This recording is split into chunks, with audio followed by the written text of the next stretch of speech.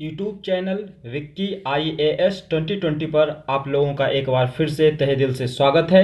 UPSC 2018 के CSAT paper से यहाँ पर एक मैथ का प्रश्न लिया गया है। ये प्रश्न है, आइए देखते हैं प्रश्न क्या है। देखिए, यदि x माइनस वाई बराबर 8 है, ठीक है, ये एक इक्वेशन दिया हुआ है, एक समीकरण दिया हुआ है कि x माइनस वाई बराबर 8 है, तो निम्नलिखित यानी नीचे लिखे हुए, ये जो नीचे लिखे हुए हैं 1 2 3, वही उसी के बारे में कहा जा रहा है। तो निम्नलिखित में से कौन सा या से मतलब कौन सा या कौन से सत्य होना या सत्य होने ही चाहिए। ध्यान दें, जब यूपीएससी में ही कहा जाए तो इम्फेसाइज करके ये स्पष्ट संकेत दिया जाता है कि आप इस प्रश्न को गंभीरता से लें। ठीक है, मतलब ये प्रश्न है x माइनस वाई बराबर 8, एक समीकरण दिया हुआ है, तो नीचे के इन तीनों स्टेटमेंट को देखना है और ये बताना है कि कौन सा सत्य ही होगा, मतलब कौन सा सत्य होगा उसे चुनना, जो सत्य ही हो। ध्यान दे, ही जो सत्य ही हो उसे चुनना है। तो अब आते हैं पहला स्टेटमेंट पे। क्या है? x y के मतलब x और y के किसी भी मान के लिए, मतलब x और y का आप कोई भी मान ले, यानी x और y का आप यदि कोई भी सम संख्या ले लें, विषम संख्या ले लें मान के रूप में, या अभाज्य संख्या ले लें, कोई भी संख्या ले लें x और y के, वही कहा जा रहा है x और y के किसी भी मान के लिए x तथा y दोनों धनात्मक ही होने चाहिए। मतलब दोनों जो अंक होंगे वो पॉजिटिव ही होंगे, कोई भी आप मान ले लें। कहाँ, किस संदर्भ में? इस संदर्भ में, इस समीकरण के संदर्भ में, x माइनस वाई बराबर 8 के संदर्भ में। ठीक है, फिर दूसरा क्या है? x y के किसी भी मान के लिए यदि x धनात्मक है तो y ऋणात्मक होना ही चाहिए। मतलब यदि x का मान यदि धनात्मक ले लिया जाए तो y का मान ऋणात्मक ही होगा, ये कहा जा रहा है। किस संदर्भ में? इसी संदर्भ में। मतलब x का मान यदि धनात्मक ले लेते हैं तो y का मान ऋणात्मक ही होगा। ठीक है, तीसरा स्टेटमेंट क्या है? x y के किसी भी मान के लिए, मतलब वही x y का कोई भी मान ले लीजिए, सम संख्या ले लीजिए x y के मान के रूप में, विषम संख्या ले लीजिए, अभाज्य संख्या ले लीजिए, भाज्य संख्या ले लीजिए, कुछ भी ले लीजिए। ठीक है, तो किसी भी मान के लिए यदि x ऋणात्मक है तो y धनात्मक होना ही चाहिए। यानी x का मान यदि यहाँ पे ऋणात्मक ले लेंगे तो y का मान ऋणात्मक ही होना चाहिए। समझ रहे, जो इस समीकरण को संतुष्ट करता है। ये प्रश्न है और इसके लिए देखिए 4 ऑप्शंस दिए हुए हैं, इन्हीं में से बताना है कि कौन सा सही उत्तर है। तो आइए इस प्रश्न को हल करते हैं। आप चाहें तो वीडियो को रोक के कुछ देर ट्राई कर सकते हैं। ठीक है, आइए अब समाधान की ओर बढ़ते हैं। देखिए, पहला स्टेटमेंट क्या है? पहले तो हम समीकरण को लिखते हैं। समीकरण क्या है? x माइनस वाई बराबर 8। आइए लिखते हैं इसको। यहाँ पर ये लिखते हैं कि x माइनस वाई बराबर 8, ये समीकरण है। ठीक है, इसी समीकरण के आधार पे सब कुछ देखना है कि कौन सा सत्य होगा। तो पहला स्टेटमेंट यहाँ लिखते हैं, नंबर 1 पहला स्टेटमेंट है ना, तो पहला लिखते हैं क्या है? x y के किसी भी मान के लिए, किसी भी मान का अर्थ समझा चुका हूं मैं कि सम विषम कोई भी संख्या ले लीजिए, अभाज्य भाज्य कोई भी संख्या ले लीजिए, तो ही किसी भी मान के लिए x तथा y दोनों धनात्मक ही होने चाहिए। अब देखिए, दोनों धनात्मक ही होने चाहिए ये कहा जा रहा है, तो पहले हम x और y इन दोनों का मान लेते हैं। ठीक है,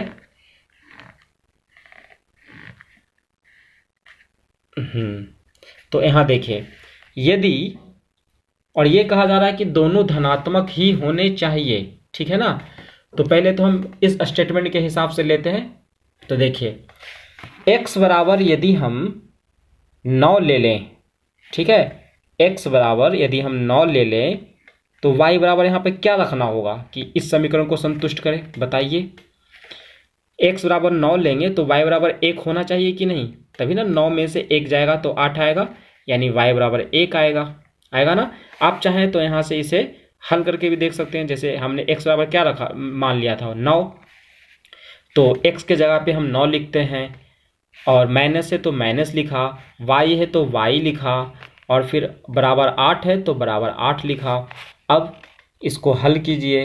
इट इम्प्लाइज मतलब यह देता है कि ये माइनस वाई बराबर के इस तरफ यदि आ जाए तो ये प्लस वाई हो जाएगा, और ये 8 इस तरफ बराबर के इस तरफ प्लस है, यदि बराबर के इस तरफ आ जाए तो यहाँ पे क्या हो जाएगा, -8 हो जाएगा, ठीक है।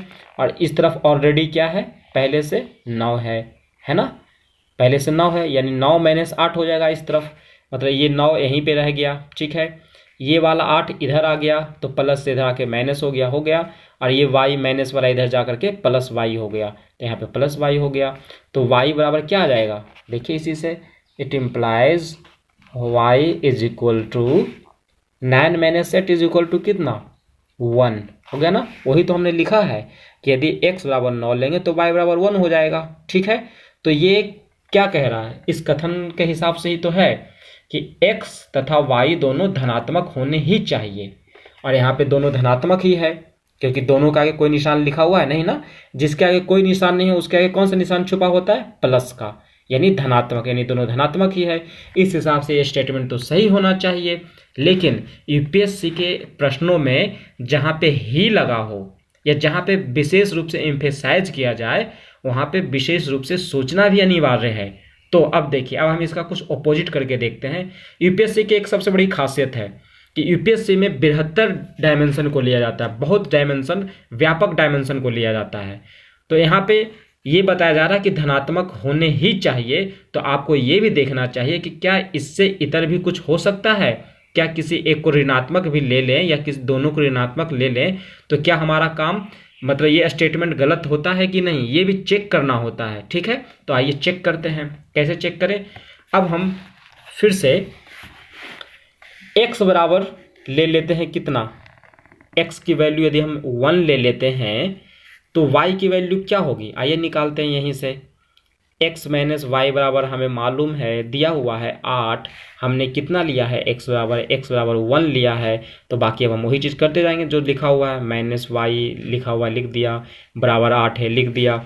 अब इट इम्प्लाइज y को इस तरफ ले जाएंगे, -y को इस तरफ ले जाएंगे बराबर के, जैसे ये बराबर है, ये है ना बराबर लिखा, ये y माइनस में है, इस तरफ आके क्या हो जाएगा, प्लस में हो जाएगा ना, प्लस में प्लस y लिखा नहीं जाता बल्कि y के आगे प्लस छुपा होता है, तो ये क्या हो गया, प्लस लिखा नहीं जाएगा, यहाँ पे y खुद हो गया, इसका मतलब ही हो गया प्लस y। अब देखिए यहाँ पे 1 है, हमने 1 लिख दिया, यहाँ पे 8 है बराबर के इस तरफ, किस रूप में है, प्लस के रूप में है, इस तरफ आएगा, किस रूप में होगा, -8 के रूप में होगा ना। +8 बराबर के इस तरफ आके माइनस के रूप में हुआ, माइनस इस तरफ आके -y इस तरफ आके y के रूप में हुआ ना। तो अब देखिए इसका मतलब y बराबर क्या हो गया, बताइए। इसका मतलब y बराबर हो गया, 1 में से 8 गया कितना, -7, छोटा में से बड़ा घट रहा है तो -7 हुआ। तो इसका मतलब यहाँ पे -7 आ गया। तो अब देखिए, अब आइए पहले स्टेटमेंट पे, x y के किसी भी मान के लिए हमने क्या माना, x बराबर 1, y बराबर -7, ठीक है। मान के लिए x तथा y दोनों धनात्मक होने ही चाहिए। क्या बोला जाए, फिर से पढ़िए, x तथा y दोनों धनात्मक होने ही चाहिए, यानी दोनों पॉजिटिव ही होने चाहिए। लेकिन यहाँ पे क्या हो गया, एक ही पॉजिटिव हुआ, दूसरा तो निगेटिव हो गया ना, जबकि दोनों धनात्मक होने चाहिए स्टेटमेंट के हिसाब से, और यहाँ एक पॉजिटिव हो गया, एक धनात्मक हो गया, एक ऋणात्मक हो गया, ठीक है। इसलिए ये वाला कथन क्या हो गया, गलत हो गया, ठीक है। अब आते हैं दूसरे कथन पे। दूसरे कथन के लिए अब हम यहाँ पे नंबर 2 लिख देते हैं ताकि ये समझ में आए कि दूसरा कथन स्टार्ट हो गया। दूसरा कथन में क्या है, x y के किसी भी मान के लिए यदि, मतलब वही वाली बात हो गई कि x y का कोई भी मान आप ले लीजिए, सम विषम अभाज्य भाज्य संख्या कोई भी ले लीजिए, के लिए यदि x धनात्मक है तो y ऋणात्मक होना ही चाहिए, है ना।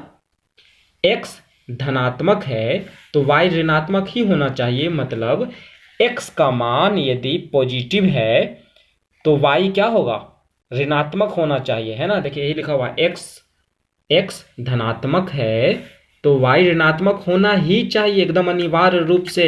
यही कहा जा रहा है स्टेटमेंट में, एक्स धनात्मक तो वाई ऋणात्मक। अब देखिए हमने एक्स को धनात्मक लिया तो वाई क्या है, धनात्मक है कि नहीं। जबकि दूसरे कथन का ये वाला फॉलो कर रहा है कि एक्स धनात्मक है तो वाई ऋणात्मक होना ही चाहिए। तो एक्स धनात्मक है तो वाई ऋणात्मक में है, लेकिन एक्स यहाँ पे धनात्मक है 9, एक्स बराबर 9, तो वाई बराबर भी धनात्मक है कि नहीं, है ना। तो मतलब ऐसा नहीं है, इसका मतलब यहाँ पे ये भी होना चाहिए था कि एक्स धनात्मक है तो वाई भी धनात्मक हो सकता है, ये कथन होना चाहिए था। जबकि यहाँ क्या है, एक्स धनात्मक है तो वाई ऋणात्मक होना ही चाहिए, एकदम एम्फेसाइज किया जा रहा है कि एकदम होगा ही। जबकि ऐसा नहीं है, एक्स धनात्मक है तो वाई भी धनात्मक हो रहा है ना। देखिए यहाँ पे एक्स धनात्मक लिया 9 तो वाई का मान भी धनात्मक है। हमने यहाँ पे किया था कि एक्स बराबर हमने 9 रखा तो 9 माइनस वाई बराबर 8, फिर हल वल करके क्या आया, वाई बराबर 1 आया, यानी ये भी पॉजिटिव आया। और एक्स का मान भी 9 हमने जो लिया था ये भी पॉजिटिव है, 9 पॉजिटिव, वाई भी 1 पॉजिटिव, यानी दोनों पॉजिटिव ही हैं, है ना।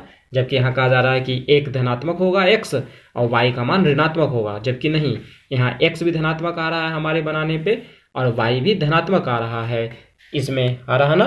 तो ये वाला भी स्टेटमेंट क्या हो गया, गलत हो गया। अब आते हैं तीसरे स्टेटमेंट पे।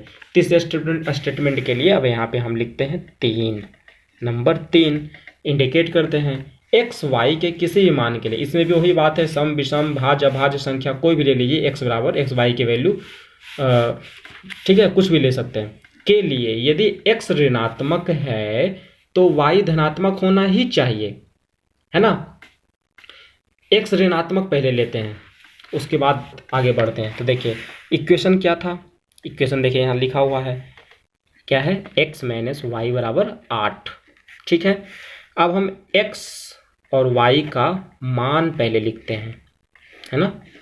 कुछ एज्यूम करते हैं, एक्स वाई का मान क्या ले, एक्स का मान यहाँ कहा जा रहा है कि एक्स वाई के किसी भी मान के लिए यदि एक्स ऋणात्मक है तो एक ऋणात्मक मान लेते हैं एक्स का। एक्स ऋणात्मक मान क्या लिया जाए, चलिए -1 लेते हैं, है ना, -1 लेते हैं। अब इसमें -1 हमने क्या लिया, एक्स बराबर, आइए अब इसको हल करते हैं। इट इम्प्लाइज एक्स बराबर यदि -1 मान इसमें रखते हैं तो यहाँ एक्स के स्थान पे क्या लिखेंगे, -1 लिखेंगे, लिख दिया हमने। फिर यहाँ माइनस है, माइनस लिखा हमने, वाई है, मैंने वाई भी लिख दिया, बराबर 8 है, बराबर 8 भी लिख दिया। अब वाई का मान इसी से निकालेंगे। इट इम्प्लाइज क्या होगा, -1 है, अंक को एक तरफ लाते हैं तो -1 इस तरफ है, 8 को भी इस तरफ लाते हैं, चूंकि 8 यहाँ प्लस में है, बराबर के इस तरफ आने पे क्या हो जाएगा, माइनस में, तो -8 हो गया। फिर बराबर है, बराबर हमने लिखा, और ये -y बराबर के इस तरफ जाएगा, अपना स्थान बदलेगा, बराबर के इस तरफ आएगा तो माइनस से क्या हो जाएगा, प्लस हो जाएगा, और ये बाई के रूप में लिखा जाएगा, क्योंकि प्लस लिखा नहीं जाता, प्लस छुपा हुआ रहता है, तो यहाँ पे प्लस वाई यही हो गया। तो इसका मतलब ये हुआ कि y बराबर क्या आ गया, y बराबर वही लिखा हमने, y बराबर क्या आ गया, -1 और -8 को जोड़ेंगे क्या आ जाएगा, -9, यानी यहाँ पे क्या आ गया, -9, ठीक है। यानी x का मान यदि ऋणात्मक है तो y का मान भी क्या आ रहा है, ऋणात्मक ही आ रहा है, ऋणात्मक आ रहा है।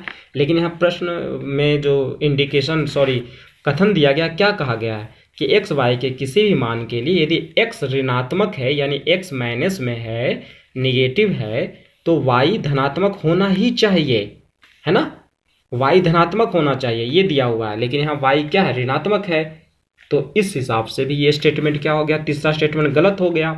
तो अब देखिए क्या दिया, नीचे दिए गए कूट का प्रयोग कर सही उत्तर चुनिए। मतलब ये तीनों स्टेटमेंट, पहला, दूसरा, तीसरा, ये तीनों स्टेटमेंट गलत है ना, कोई भी स्टेटमेंट सही नहीं है। तो और कहा क्या जा रहा ऊपर कि निम्नलिखित में से कौन सा सत्य होना ही चाहिए, तो इन तीनों में से कोई सत्य है, कोई भी सत्य नहीं है ना। तो ऑप्शन ए में देखिए कौन, केवल एक सत्य है, बिल्कुल नहीं, कोई भी सत्य है ही नहीं, तो इसलिए ये भी नहीं होगा। अब देखिए ऑप्शन बी में दिया हुआ केवल 2, यानी केवल 2 सत्य है क्या, नहीं है ना, बिल्कुल नहीं, कोई सत्य ही नहीं, इसलिए भी नहीं होगा। ऑप्शन सी में देखिए 1 और 2 दोनों सत्य होना चाहिए। 1 और 2 मतलब ऑप्शन ये वाला पहला और दूसरा सत्य होना चाहिए, जबकि पहला दूसरा दोनों गलत स्टेटमेंट है, सत्य तो है नहीं, इसलिए ये भी खत्म हो गया, कट गया। फिर बचा डी, इसलिए डी होगा। और ऐसे भी देख लेते हैं 1, 2 और 3 में से कोई नहीं, मतलब ये जो पहला दूसरा तीसरा है इनमें से कोई भी सत्य नहीं है ना, सत्य होना ही चाहिए। और यहाँ दिया हुआ है कि सत्य, इनमें से कोई भी सत्य नहीं है, और बिल्कुल ये तीनों सत्य नहीं है, तीनों गलत हैं। इसलिए कौन सा ऑप्शन सही है? ऑप्शन डी, यानी इसका आंसर कौन सा है? 1, 2 और 3 में से कोई नहीं, यानी कोई सत्य नहीं है, क्योंकि यहाँ पे तीनों गलत हुए, इसलिए इसका सही ऑप्शन डी है। ठीक है, उम्मीद करता हूँ कि यह प्रश्न मैथ का, यूपीएससी का यह प्रश्न आप लोगों को समझ में आया होगा, और इसके उत्तर और इसके विकल्प सबको हमने एक साथ लेकर समझाने की कोशिश की है। इसके एक्सप्लेनेशंस जो हमने लिए हैं यहाँ पे, ये सारे समझ में आ गए होंगे। उम्मीद करता हूँ। हमारे साथ जुड़े रहने के लिए आपका बहुत बहुत दिल से शुक्रिया, धन्यवाद।